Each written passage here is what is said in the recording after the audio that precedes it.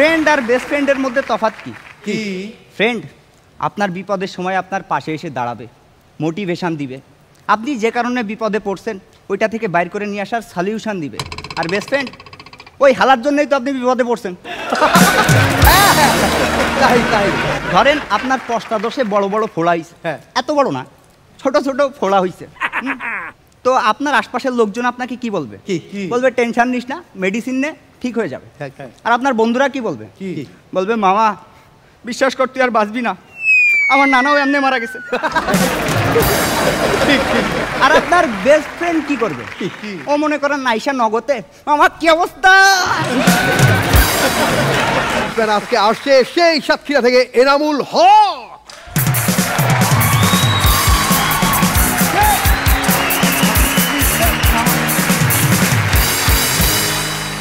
প্রচুর low feel করতেছি আজকে। কেন? শুনলাম ফারিয়াপুর নাকি জ্বর আসছে। গোমলা করে রাখছো মুখটা, হাসবা না জানি কবে। গোমলা করে রাখছো মুখটা, হাসবা না জানি কবে। ফারিয়াপু তুমি কি আমার বন্ধু হবে? হবেন না? ফারিয়াপু আমার বন্ধু হোক বা না হোক, আজকে আমার টপিক বন্ধু। আচ্ছা আমিন ভাইয়া, আমাদের সত্যিকারের বন্ধু কারা? কারা? যারা মনে করেন আমাদের কাছ থেকে টাকা ধার নিছে কিন্তু জীবনেও ফেরত দিবে না, তারা। ফ্রেন্ড আর বেস্ট ফ্রেন্ডের মধ্যে তফাৎ কি? কি ফ্রেন্ড আপনার বিপদের সময় আপনার পাশে এসে দাঁড়াবে, মোটিভেশন দিবে, আপনি যে কারণে বিপদে পড়ছেন ওইটা থেকে বাইর করে নিয়ে আসার সলিউশন দিবে। আর বেস্ট ফ্রেন্ড ওই হালার জন্যই তো আপনি বিপদে পড়ছেন। ধরেন আপনার পশ্চাদশে বড় বড় ফোড়া হয়েছে, এত বড় না, ছোট ছোট ফোড়া হয়েছে, তো আপনার আশপাশের লোকজন আপনাকে কি বলবে? বলবে টেনশন নিস না, মেডিসিন নে, ঠিক হয়ে যাবে। আর আপনার বন্ধুরা কি বলবে? বলবে মামা বিশ্বাস করতে আর বাঁচবি না, আমার নানাও এমনি মারা গেছে। আর আপনার বেস্ট ফ্রেন্ড কি করবে? ও মনে করেন নাইসা নগদে আমার কি অবস্থা। তো বন্ধুদের কথাই যখন বলতেছি, এই হাসো ক্যাম্পে এসে আমার অনেক বন্ধু বান্ধবী হয়েছে। তো সেদিন আমার প্রথম শুটিং ছিল, আমি সেটে আসছি, আইসা দেখি দূরে আমার বান্ধবী রাইসা মাটিতে শুয়ে ছটফট করতেছে। আমি তো রীতিমতো ভয় পাইছি, ভয় পেয়ে ওর কাছে দৌড়াই গেছি ওর হেল্প করার জন্য, যে দেখি ওই টিকটক করতেছে। আর মিরু ভাই ভিডিও করতেছিল। তুষার ভাই, আমার মনে হয় ফ্রেন্ড দুই প্রকার, এক ক্লাসের ফ্রেন্ড আর দুই গ্লাসের ফ্রেন্ড। চিয়ার্স। তো আমিন ভাই, আমার মনে হয় যে বিপদেই আসল বন্ধুর পরিচয় পাওয়া যায়। আমার একটা ফ্রেন্ড আছে নাম স্বাধীন, ও আমার যেই উপকারটা করছে আমি ওর জীবনেও মইরা গেলেও ভুলতে পারবো না। আমার বিয়েতে পর্যন্ত এসে কি করছে জানেন? পুরো মনে করেন নাচানাচি করছে, মাতামাতি করছে, পুরা এনজয় করছে, আর শেষে আমার বউরে নিয়ে পালাই গেছে। আর আমি এসব উপকারী বন্ধুরে ভুলি না কখনো, মাঝে মধ্যেই খোঁজখবর নিতে থাকি। তো আমি মনে করেন সেদিন তারে ফোন দিলাম, বলে যে আমি একটা অনেক বড় প্রজেক্টে কাজ করতেছি, প্লিজ ডিস্টার্ব করিস না। আমি একটু কৌতূহল হলে জিজ্ঞেস করলাম যে কি এমন বড় কাজে তুই কাজ করতেছিস? সে আমাকে বললো যে একবার থার্মাল ট্রিটমেন্ট কনস্ট্রিক্ট এনভায়রনমেন্ট। ভাই কী বলছিস? আমি কিছু বুঝতে পারি না, সহজ বাংলায় একটু বোঝাই বল। কয় মামা বাসন মাজতেছি।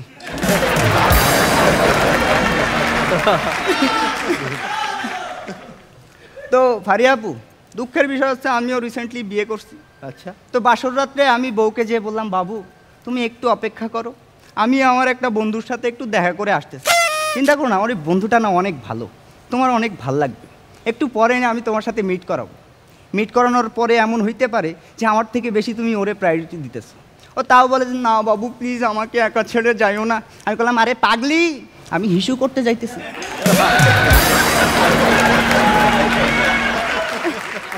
তো আমার সেই ফ্রেন্ড স্বাধীনের সাথে মনে করেন আমি তার বাসায় দেখা করতে গেছি সেদিন, যে দেখি ওর বাসার ফ্রিজ নষ্ট হয়ে গেছে, আর ও ইউটিউব দেখে ফ্রিজ সারতেছে। ইউটিউব দেখে ফ্রিজ ঠিক করবার পর ফ্রিজের প্লাগটা আমার হাতে দেওয়ার কি মানে ভাই? লাগাইতে জামু একেবারে কাছে চলে গেছি, লাগানোর জাস্ট এক মুহূর্ত আগে আমি আমার বন্ধু দিয়ে একবার তাকাইলাম, রনি ভাই বিশ্বাস করেন আমার যেই বন্ধু ফেসবুকের প্রত্যেকটা ফ্রেন্ড রিলেটেড মিমতে আমারে ট্যাগ করতো, মেনশন করতো অ্যাজ আ বেস্ট ফ্রেন্ড, আমার সেই বন্ধু দূরে এমনি দাঁড়ায় আছে।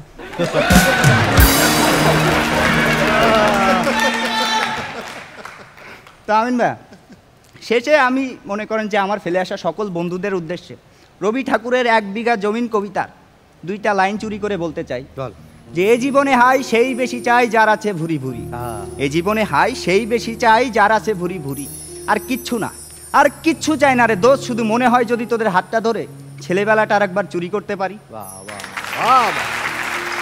থ্যাংক ইউ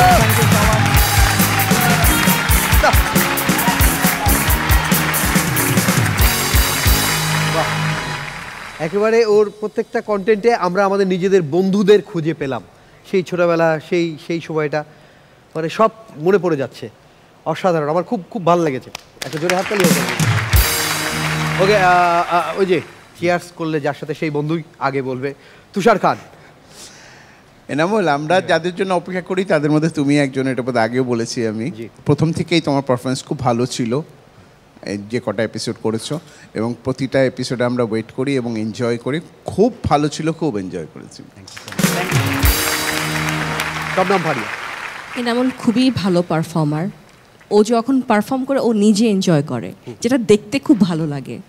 কারণ স্টেজে যখন পারফর্ম করে কেউ যদি ব্ল্যাঙ্ক পারফর্ম করে সেটা আসলে ভালো লাগে না। ওর এক্সপ্রেশনস খুব সুন্দর। বেস্ট অফ লাক, আরও ভালো করতে হবে এনামুল। ভালো হয়েছে কিন্তু আরও ভালো করতে হবে। শবনম ফারিয়া, আপনার এই যে আমরা বন্ধু জীবন নিয়ে বললাম, আমরা বন্ধুরা এই লাইফটা রিলেট করতে পারি, ওর যোগগুলো সবগুলো। একটু আপনার মানে বান্ধবী লাইফটা একটু যদি এর সাথে রিলেট করে যদি বলেন যে বান্ধবীরা আসলে কেমন কেমন হয়, আপনারা কেমন করেন, একটু যদি বলেন। মানে আমরা একটু এখন আসলে আমার বান্ধবীদের যেই বয়স, সবার একটা করে বাচ্চা কাচ্চা আছে। ওকে, বেশিরভাগই বিদেশে থাকে। সো ওদের সাথে এখন কথা বললে এরকম বন্ধুত্ব নিয়ে আলোচনা হয় না। খালি আমার শাশুড়ি আমাকে কি বলছে জানোস, আমার বাচ্চা কালকে রাত আমাকে ঘুমাইতে দেয় নাই, আমার বড় মেয়ের এই হয়েছে, এই গল্প থাকে। এই আফসোস আমরা খুব শীঘ্রই দূর করে দেবো, দাঁড়ান। আপনিও যেন বলার মতো অনেক কিছু পান। ওকে, আমিন ভাই। ইনামুল, তুমি এত অল্প সময় এত প্রফেশনাল পারফর্মার কি করে হয়ে গেল, আমার বুঝলাম না। তোমার পর্যায়ে আসতে গেলে একটা পারফর্মারকে অনেক সময় লাগে। আমরাও তো অভিনয় শিখতে শিখতে প্রায় 4-5 বছর সময় লেগে গেছে, কিন্তু তুমি স্টেজে এসে 3-4টা পর্ব যেতে না যেতেই তুমি একদম পারফেক্ট স্ট্যান্ড আপ কমেডিয়ানের একদম পুরা লেবাস থেকে শুরু করে, পোশাক থেকে শুরু করে পারফরমেন্স একদম 100% ওইখানে পৌঁছে গেছো। Very good mentor. মানে একদম প্রেজেন্টেবল একজন পারফর্মার হিসাবে সে দাঁড়িয়ে গেছে। একদম তুরি দেওয়ার মতো performance. Best of luck. Okay, এই যে দেখো তোমার বন্ধুরা এবার তোমাকে গেলে দেবে, কারণ তুমি বললে তাদের জীবনের ঘটনা নিয়ে, আর বললে ক্রেডিট গোস টু মেন্টার্স। যাও, বন্ধুরা যে কি জিনিস দেবে যে পিছনে দিলে না দেবে। একটু বলে রাখি, যে ফ্রিজটা নিয়ে কথা বললো না, ওই ফ্রিজটা অ্যাকচুয়ালি মার্সেলের না বলেই ওই রকম অবস্থাটা। মার্সেলের ফ্রিজ হলে ওই অবস্থা হতো না, কারণ মার্সেলের ফ্রিজ হলে ওই নিজেকে এরকম কুটকাট করে সারতে হতো না, কারণ ওইটা সারার জন্য সার্ভিসিংয়ের আলাদা লোক আছে, তারা বাসায় গিয়ে ঠিক করে দেয়। এটা জোরে হাততালি হোক ওর জন্য। অনেক অনেক শুভকামনা, প্লিজ।